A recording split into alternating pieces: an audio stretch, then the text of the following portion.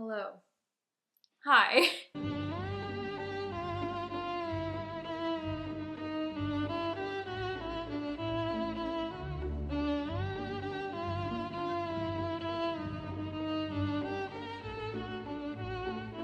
Welcome back to my channel, or welcome if you've never been here before. Today, I just got back from watching The Black Phone in theaters and thought that I would come sit and discuss this with you, share my thoughts about the movie. Now, there is going to be a spoiler-free section and a spoiler section. So this first part will be spoiler-free, and then the next part will be spoilers, and then my final thoughts about it. So if you want to skip, I'll have timestamps in the description. But yeah, I just came back from watching The Black Phone in theaters, and there's a couple things. This is an interesting movie, you know, because for me, it's not really black or white if this movie is good or not, or if it's worth your time or not. I guess it really just depends on your opinion, what kind of movies you're into. For me, I think it is, in a general sense, pretty worth your time. I think it is a decent movie, but let's go ahead and just jump into why I think that. So, like I said, I did go see The Black Phone, and this is directed by Scott Derrickson, and this is produced by Blumhouse, and it is starring Ethan Hawke. So, we got a pretty good lineup with that so far. Ethan Hawke's performance in this was very good. I didn't really expect much less from him. Ethan Hawke is a very good actor, so I knew that we were gonna get some performance from him. But in terms of everything else, there are a lot of things that I enjoyed about this movie. Some of them being the setting. It is set in Denver, 1978. The soundtrack, the acting, the relationship between the two siblings, the protagonist and his sister. It was decently funny as well, so we got a little bit of humor in there as well. It wasn't just morbid the entire way out. And there were, I'd say, like one or two jump scares that actually got me, but one that majorly got me, which I'll talk about a little bit later in the spoiler section. But yeah, like I said, right off the bat, the soundtrack was boppin'. The soundtrack, it has like pretty good 70s vibes with it, and it is kind of just sparsely throughout. It's not really like consistent because it is kind of like a horror movie, so they're not gonna have like, come on and take a free ride. That song was in there. But with that, there are also some things I did not really enjoy about this movie, or I guess I should say some things that I was expecting a little bit more of that I thought were gonna be explained, but just ended up not being explored at all.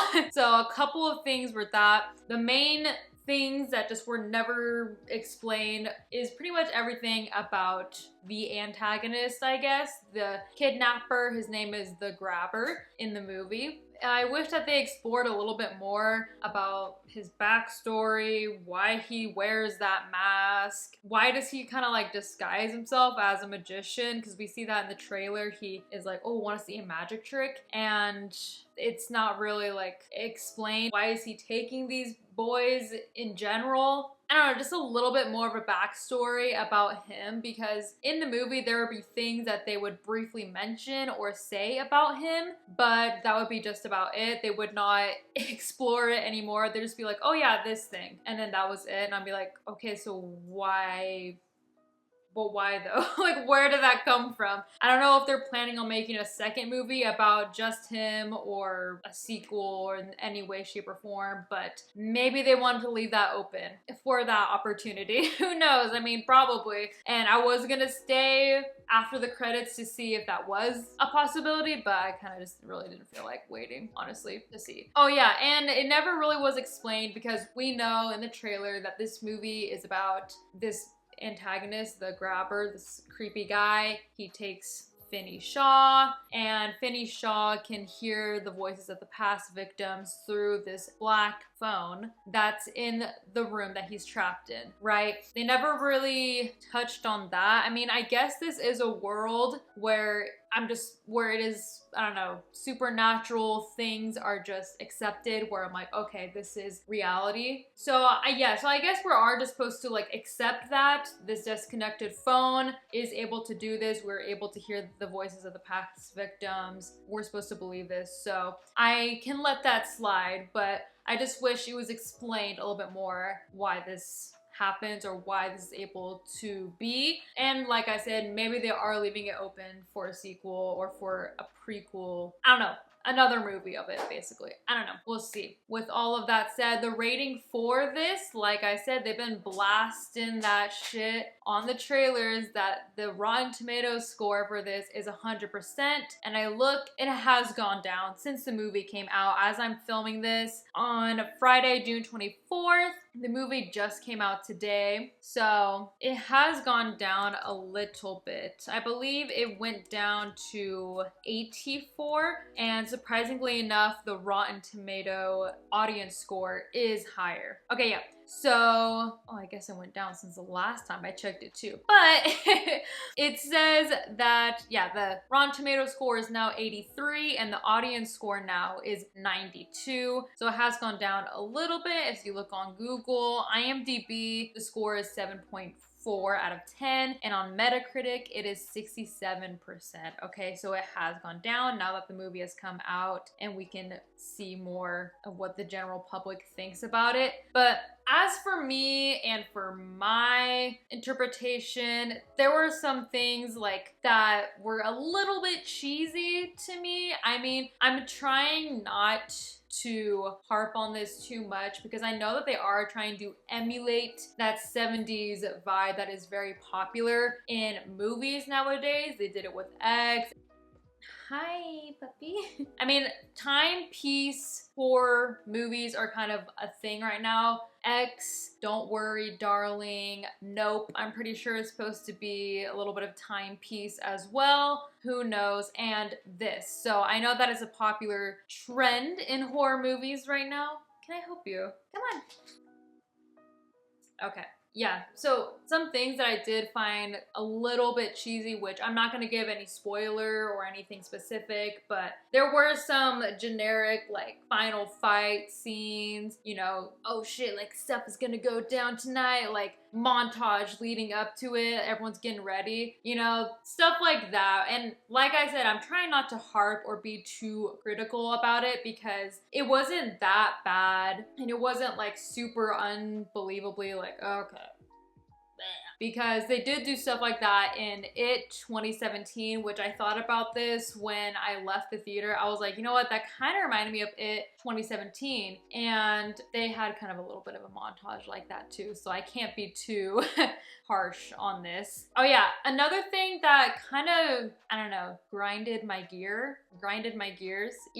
my gears, I guess, was that there were multiple victims that Finney Shaw hears from, but we only knew of 2, and the rest, I feel like we were just supposed to know about them. Like, I think that they just assumed the audience was gonna know about them, or if not, they assumed that it was like, oh yeah, it's just another person, by the way. But the way that Finney Shaw was like, oh my god, it's blah blah blah, and we're like, are we supposed to be like, oh my god, it is that person, because we don't know them. They never were introduced in the movie, or if they were, it was very short-lived, and they didn't have much significance. So that was something that was kind of odd to me. Yeah, just like little things like that, motivational stuff like, you can do it, I believe in you, which again, I'm not trying to, it didn't bring the score down majorly for me. But yeah, with that, I do think that the trailer for this really did the opposite of what a trailer is supposed to do, and it really dampened me wanting to watch this movie. You know what I mean? The trailers for this were just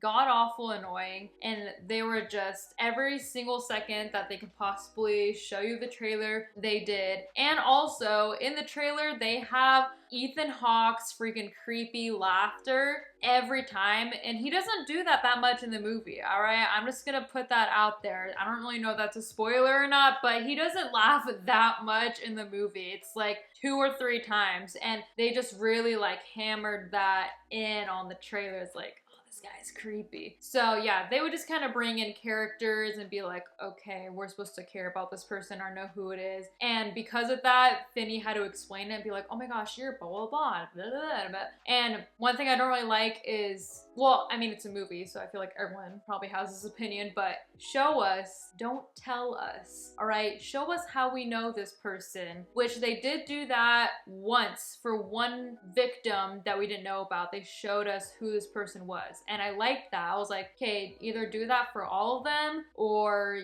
you should have introduced them earlier on in the movie so we knew, looking back, who those people were. You know what I mean? So, scoring wise, what would I give this? Out of 10, and like I said, I do think it is worth a little bit of your time, you know? I don't think I'd see this movie multiple times though. I'm kind of leaning like a 7 out of 10, 7 or 8 out of 10. I was gonna give this an 8 out of 10, but the more I thought about it, I mean, there wasn't anything very different about it. Like I said, they were just trying to emulate the popular like 70s movie horror vibes, which, don't get me wrong, I love the 70s. 70s movies, I get it. I enjoy it, all right? Yeah, I would give this like a 7 out of 10 just because now that is more popular and it's not really very different. To be fair, this is based off of The Black Phone by Joe Hill, aka Stephen King's son. So he wrote that a long ass time ago and had that as a setting. So it's not his fault that everyone just did all this shit now and did all that shit, and now he's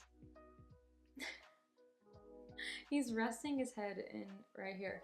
Yeah, it's not his fault, okay, that happened, and that just so happened to be the time period that his movie is taking place in. So yeah, I do think you guys should go and watch it. Form your own opinion. It is pretty good. Like I said, there are many things I did like about it, but overall, wouldn't put this on an all-time favorite list. You know what I mean? So that's going to be it for the spoiler-free section. Now let's go ahead and get into the spoilers. I'm just going to, as quickly as possible, give you the rundown of what happens in the movie if you don't want to go watch it, or if you did watch it and you want to talk about specific scenes with me, make sure to say spoiler in the comments because I don't want someone to see it accidentally. So make sure you write, this is gonna have a spoiler, but blah, blah, and this scene, yada yada. You know what I mean? So like I said, this takes place in Denver in 1978, and we open up with Finney Shaw at a baseball game, and he is the pitcher, and it looks like they're about to win, but the batter ultimately hits a home run, whatever,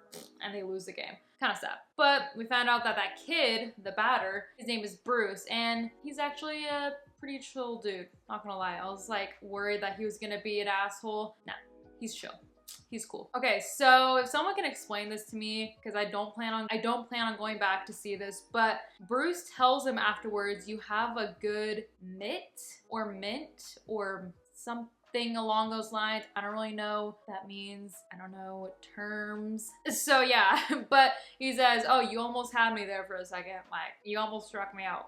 So they have a little back and forth going on with that, okay? Now this is where that song, come on and take a free ride. It was on my Cars game, my PlayStation 2 Cars game. That's what it makes me think of. Anyways, that song starts to play. We get a bop, and we see that Bruce is taken by someone in a black van. All right, and I do like, as we go along, we're going to get increasingly more details about this person. But like I said in the beginning, not enough. Not enough details. So after this, we get a little cutscene of Finney and his sister Gwen having some sort of fear of their father. You know, they don't want to be too loud around him. He seems irritated with them pretty much all the time, and that's all that we get about that. Later, we see two kids having a screaming match, and one kid in particular named Robin literally F's up this other kid, all right? The other kid that's bullying him is like 6 feet tall, and this Robin boy is probably my height, like 5'2", and he literally knocks the wind out of him and F's him up. Like, he just like was beating the crapola out of him, and it was really intense. I was wincing. I was like, oh my gosh, like this needs to stop, because it was actually kind of scary. Okay, so afterwards we see flyers for Bruce. Missing child flyers posted around town about Bruce's disappearance, and they start to theorize / explain a little bit of this town riddle or town story about the Grabbers. So there is a story spread throughout town called the Grabber. Every small town has a little story about like a weird person like that, you know? So that's theirs. They have a grabber, I guess. Later on in school, we see a group of kids harassing Finney. You know, they're chasing him around the halls, into the bathroom, calling him names. But right as they're about to like beat him up, that badass kid Robin comes in and he's like, get the F out of here. Me and Finney are tight, and the kids are too afraid of this mother freaker because he just effed up the shit out of this other guy that's like twice his size. And in that conversation, Robin tells Finney that he's gonna need to stand up for himself one day, all right? Which comes back into play later. Meanwhile, Gwen is getting questioned by the police about the disappearance of Bruce, and she reveals that she had a dream that he was taken by someone who had black balloons in their van, or had black balloons somewhere in the mix, all right? There's black balloons, all right? Unfortunately, later that night, Gwen is, let's just say, getting punished because the detectives did call Gwen's father at work, and he thought that she did something bad. He was quote unquote worried about her or just mad at her, and is taking his anger out on her. I'll say that's all I will say, but I'm sure you guys can fill in puzzle pieces right there. And in the midst of this fight, he reveals to the audience that her mother also had quote unquote dreams, and tells Gwen that they are just dreams, nothing more, and makes her repeat it back. Wants her to believe that they are nothing but just random dreams that she's having, and not to pay attention to them at all. Next, unfortunately, we see Robin get taken by someone in a black van yet again, but we see a little bit more of the black van, and it says abracadabra, so we got a little more of details coming along. And soon after that, Finney Shaw is taken, our protagonist. So the grabber locks Finney Shaw in a soundproof room. We all know this. And something that I wish was a little bit more explained, which it felt like they were trying to lead up to something, but it never really did, was this grabber person does like a weird thing with his voice where he'll talk pretty normal, and then he'll be super creepy and say a word, a specific word or sentence really creepy. So he'll be like his voice almost sounds like he's disappointed or like deeply troubled about something, almost like he didn't want to take Finney Shaw. So I don't know, it seemed like weird competing personalities there, but they never explored it more. Just so you know. Oh yeah, something else that's never really explained. In the midst of this first conversation, or one of their first conversations, the grabber refers to Finney as Johnny. He calls him Johnny, and this never comes back later on. I don't know if it's just not important. Maybe it's explained more in the short story, in the novel, book, who knows? I don't know. It's not explained, and I wish that it was explained. Just one of the small details, one of the little things amongst miles and miles of unexplained things that I need answers to. And another thing that he says in this interaction is that the black phone that's inside of the soundproof room is disconnected, it doesn't work, and it hasn't worked since he's been in there. That's all he says about it, and we never get any more explanation about that. So don't be waiting for me to tell you, because I can't tell you. I don't have an answer for you. Okay, nevertheless, the phone rings finally for the first time, and it turns out to be Bruce, the very first victim that we are introduced to. But unfortunately, Bruce, or his voice, whatever, on the phone, he can't remember his name, and he reveals to Finney that your name is the first thing you lose. We don't really elaborate on that, but Finney understands that it is Bruce. During this conversation, Bruce reminds him about your arm is a mitt or a mint, or, you know, it doesn't make sense if he said it's a mint. I don't know why I keep thinking that, but it also doesn't really make sense of it being a mitt. Maybe it's a baseball term. I don't know. Okay, but he reminds him, oh, you almost had me. Remember at that one game? You almost got me. And he also reveals to him that there is a loose tile on the floor in which he started to dig his way through, but unfortunately could not finish or succeed or do anything with that. Anywho, Finney Shaw gets to dig in. Later, when the grabber leaves the door to the soundproof room slightly open, Finney's like, oh shit, this is my chance to get out. So he starts walking over to open the door, and it leads to a staircase going upwards. And he's like, okay, about to go up. Then the phone starts to ring, and it turns out to be someone named Billy Schold. I don't know who this person is. I don't think we're supposed to know who this person is. It's just another victim. But this person tells him not to go upstairs because it's a weird game that the grabber likes to play, and he's actually just waiting upstairs right when the door opens. Right when the door opens, the grabber is just gonna beat the crap out of him. So he tells him, don't go upstairs, all right? It's just a test, don't do it. He also tells him that when he was in there, this Billy Schold person was in there, that he found a little bit of a loose part of the wall, you know, because it is like a concrete wall. It is like a little bit of decomposed part of the wall that has loose cables in it. So Finney uses the rug in the room and these loose cables that he finds in the wall to create sort of like a little latch, not like a zip line, I don't know, just like a little tool to wrap around this gated window that's really high freaking above him to climb his way out. Unfortunately though, the grate that's covering the window falls off and Finney is unsuccessful in escaping. So we check back in with Gwen, and she's having a conversation with her father, who explains that her mother had similar quote-unquote dreams as Gwen, but the dream that her mother had would tell her to do bad things and ultimately told her to unalive herself, to take her own life. So very sad. And he said that he doesn't want the same fate to happen to Gwen. All right, and then we're back on track with Finney and the grabber, and the grabber reveals to Finney that he is starting to like him and he's thinking about letting him go. All right, he's considering it. And this is the weird personality part that I mentioned earlier, where it seemed like he is kind of he didn't want to capture him at all and he kind of feels bad for him. This is that personality or that voice that comes out. So the grabber asks, can you tell me your name? What's your name? And Finney makes up some random name, and the grabber goes, F you, I know that's not your real name. I saw you in the newspapers today. Your name is Finney Shaw. So I was this close to letting you out, but no, I'm not going to. So I think that was just like a weird little game that he wanted to play with him. I don't really think that he was gonna let him out at all, but who knows? Now we'll never know.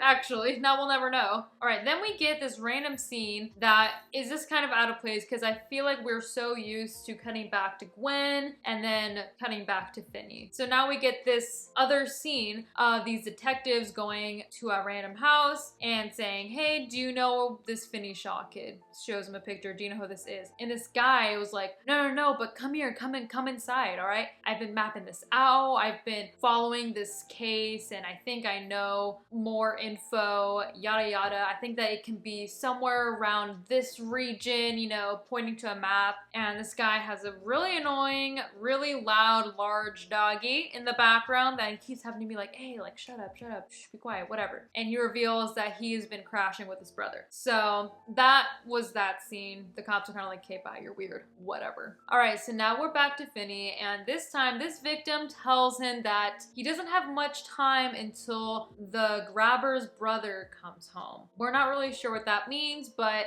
it kind of alludes to the fact that we just met this other guy, Matt. I don't know if I said that. The guy before who has the weird dog or whatever. His name is Matt, and it kind of alludes to the fact like, oh, maybe that's his brother, but we'll get to that later. So this victim also tells Finney that he's gonna have to feed in or at least play this quote-unquote naughty boy game, which nastiest name ever. Blech, disgusting. And reveals that once he goes upstairs though, the door to freedom is locked and the combination is scratched on the wall somewhere. So after finding this out, Finney heads upstairs when the grabber is knocked out sleeping, waiting for him, and he is able actually to successfully escape. When he does, a loud, large, annoying dog starts barking. So now we get a little more mystery, a little more, oh, there's more clues. Is that going to be the person that we just got introduced to like 2 seconds ago? That Matt person? Is it going to be that guy's brother? Unfortunately, Finney gets captured again